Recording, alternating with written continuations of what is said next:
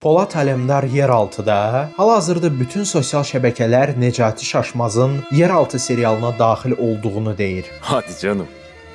Tabii canım. Rolu isə Haydar Ali Aslanın Belçikadakı dayısıdır. Bu bir tərəfdən Kurtlar Vadisi sevərlərin çox bəyənəcəyi, o biri tərəfdən isə çox da məmnun qalmayacaqları bir hadisədir. Yaxşı tərəfi ondan ibarətdir ki, Polat Alemdar obrazı sayəsində serialın reytinqləri rekorda imza atacaq. Pis tərəfi də odur ki, Necati Şaşmazın gəldiyi serialda həm Uraz Qayğılaroğlu, həm Denizcan Aktaş, həm də Devrim Özkan baş rol statuslarını dərhal itirəcəklər. Necati Şaşmaz tərəfdən baxdıqda vəziyyətə gəlməsinin özü üçün həm müsbət, həm də mənfi tərəfləri var. Müsbət tərəfi odur ki, seriala gəlirsə, qardaşı Raci Şaşmazla barışıb və 10 il sonra yenidən ekranlara dönür. Mənfi tərəfi isə yeraltı serialı Polat Alemdar obrazının prestijini çox aşağı sala bilər. Yeraltı nə qədər çox baxılsa da, bəyənilsə də, türklərin deyimi ilə bir Kurtlar Vadisi olması üçün 40 fırın ekmək yeməlidir.